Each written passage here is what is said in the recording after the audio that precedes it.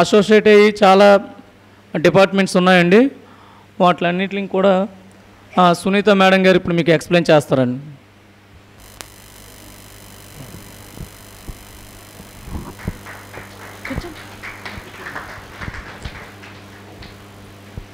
అందరికీ నమస్కారం అండి. నా పేరు సునీత.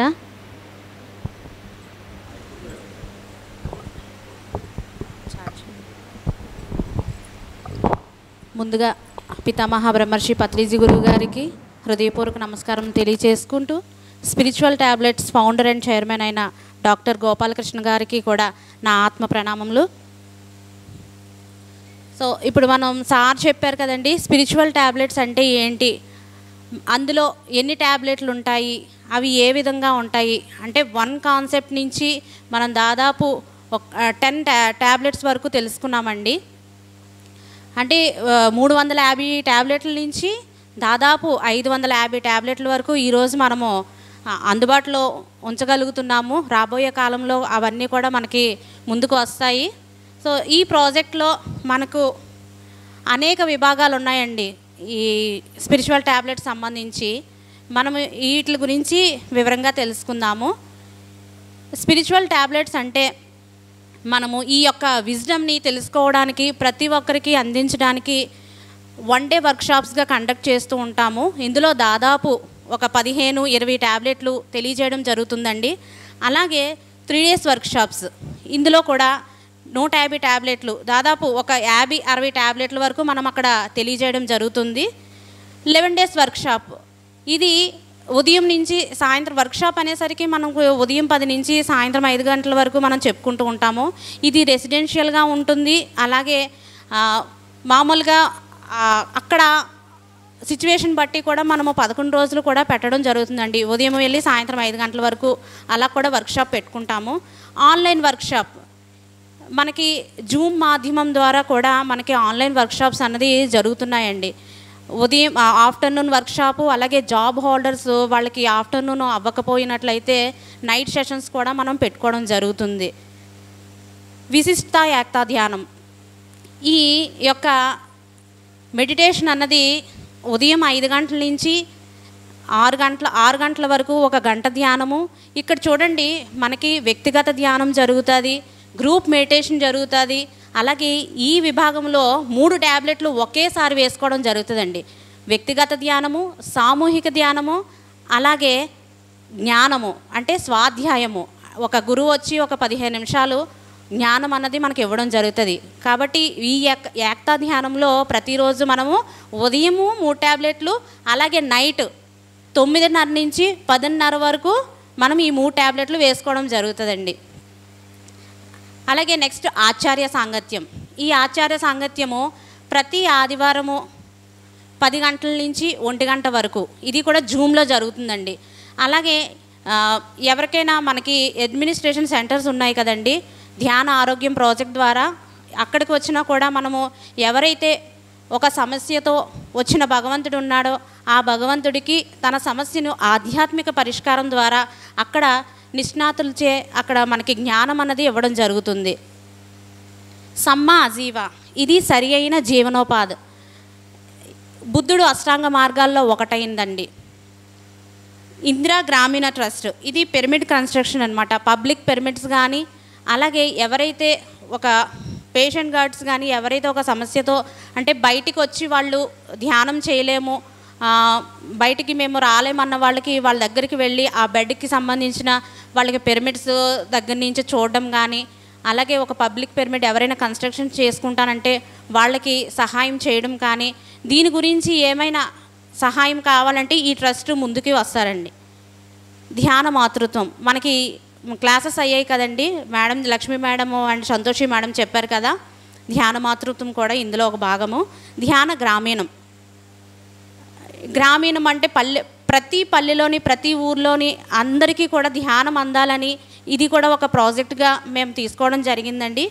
ఆశ్రమ ధర్మం, ఇక్కడ ఆశ్రమ ధర్మం అంటే దాదాపు ఒక 50 years ఉన్నవాళ్ళ దగ్గర నుంచి ఏంటంటే ఇంట్లో ఉండి ఆశ్రమ ధర్మం పాటించిన వాళ్ళు అంటే కనీసం నెలకి 2 రోజులు 3 రోజులైనా సరే బయటికి వెళ్ళి అక్కడ ఆశ్రమ వాతావరణంలో ఉండేటట్టుగా అక్కడ ఉండి వాళ్ళు అక్కడ సమయాన్ని వాళ్ళ యొక్క సేవని అక్కడ ఆరోగ్యాన్ని చక్కగా తీసుకొని అక్కడ ఆశ్రమ ధర్మం పాటించి, అలాగే ఎవరైతే ఒక వ్యక్తి ఒక పిరమిడ్లో ఉండాలి అనుకుంటే కనుక మనకి ఇక్కడ సెంటర్స్ అండ్ అడ్మినిస్ట్రేషన్ సెంటర్స్ ఆశ్రమ ధర్మాలు అనేవి మెయిన్ అయినది రావులపాలెంలో ఉన్నదండి. ఇది వరకు మాడుగుల్లో చేసాము. ఇప్పుడు రావులపాలెంలో మెయిన్ ప్రాజెక్ట్గా మనం అక్కడ పేషెంట్ గార్డ్స్ని అక్కడ వాళ్ళు ఎన్ని రోజులు ఒక కౌన్సిలర్ చెప్తే అన్ని రోజులు వాళ్ళు అక్కడ ఉండి చక్కగా ఎన్నో సేవలు అక్కడ వాళ్ళు మనకి అందివ్వడం జరుగుతుందండి. ఇది ఒక మెయిన్ ఆశ్రమ ధర్మ సెంటరు. అలాగే స్పిరిచువల్ ట్యాబ్లెట్స్లో మెయిన్ విజ్డమ్, జ్ఞానానికి సంబంధించిన స్వాధ్యాయంకి సంబంధించిన విజ్డమ్ పబ్లికేషన్స్ అండి. ఆత్మ సౌందర్యం ఒకటి, STS స్పిరిచువల్ ట్యాబ్లెట్ సర్వీస్ అనేది ఒకసారి మనము ఒక అమౌంట్ అనేది బిగ్ అమౌంట్ అనేది మనము ఇవ్వడానికి కొంచెం దీనిగా అనిపిస్తుంది.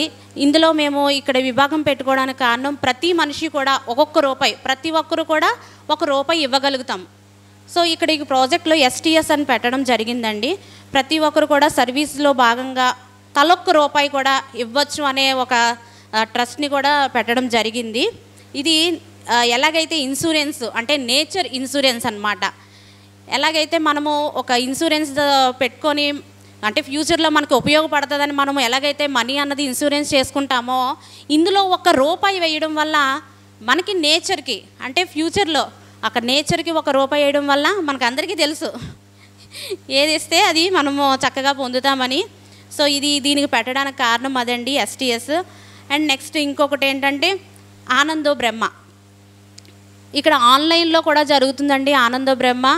అలాగే ఫిజికల్గా మనం ఎక్కడ ఈవెంట్స్ అంటే ఎక్కడ పండగ వాతావరణం ఉన్నా మనం అక్కడ పెట్టుకోవడం జరుగుతుంది. ఈ పండగ వాతావరణంలో మనకి అద్భుతంగా ఈ 3 రోజులు మనం జరగడానికి ఈ ఆనంద బ్రహ్మ జరగడానికి కూడా ముఖ్య ఉద్దేశం అదేనండి.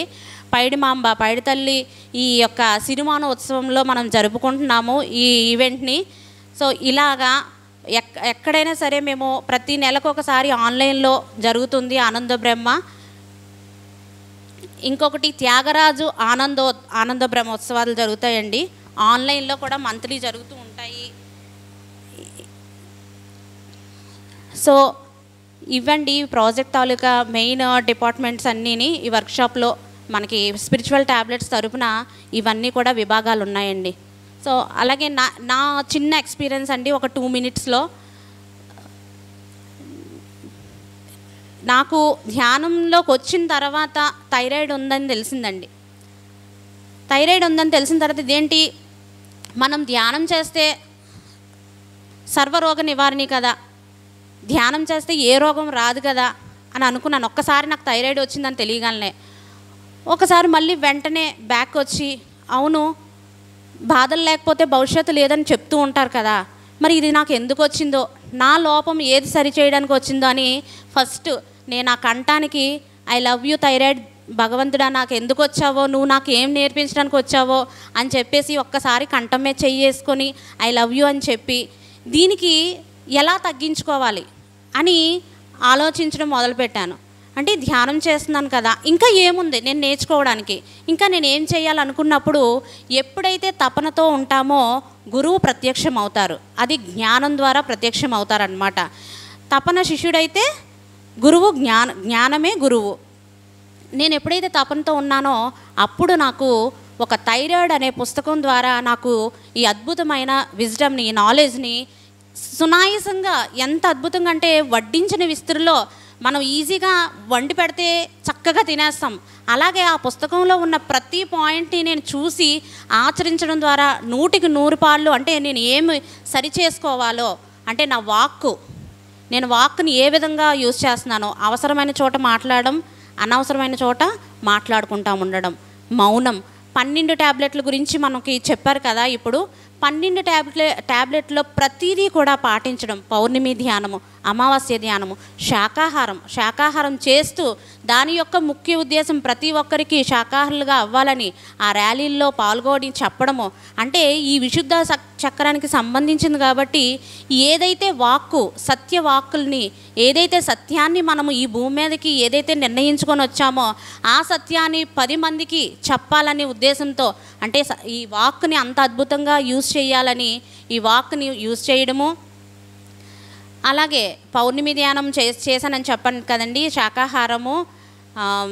ఇంకా ఆచార్య సాంగత్యంలో మన కౌన్సిలింగ్స్ ద్వారా కూడా గురువుతో సాంగత్యంతో ఉండడము, ఇవన్నీ చేస్తూ గ్రూప్ మెడిటేషన్లో పాల్గొంటూ 12 ట్యాబ్లెట్లు అనేవి చక్కగా పాటించి, చిన్నప్పటి నుంచి నాకు ఇష్టమైన సంగీతాన్ని కూడా రాగయుక్తంగా భాగయుక్తంగా పాడి నేర్చుకొని ఈరోజు నేను అద్భుతంగా థైరాయిడ్ అనేది ఒక ట్యాబ్లెట్ అనేది వేసుకోకుండా పూర్తిగా థైరాయిడ్ అనే ఒక ఆత్మ జ్ఞానాన్ని తీసుకొని ఆ ట్యాబ్లెట్ని పూర్తిగా వేసుకొని నేను ఈరోజు తగ్గించుకోవడం జరిగిందండి. నాకు ఇంత అద్భుతమైన అవకాశాన్ని ఇచ్చిన డాక్టర్ జీకే గారికి అలాగే వీళ్ళందరికీ కూడా హృదయపూర్వక నమస్కారం తెలియజేసుకుంటున్నాను. Thank you so much.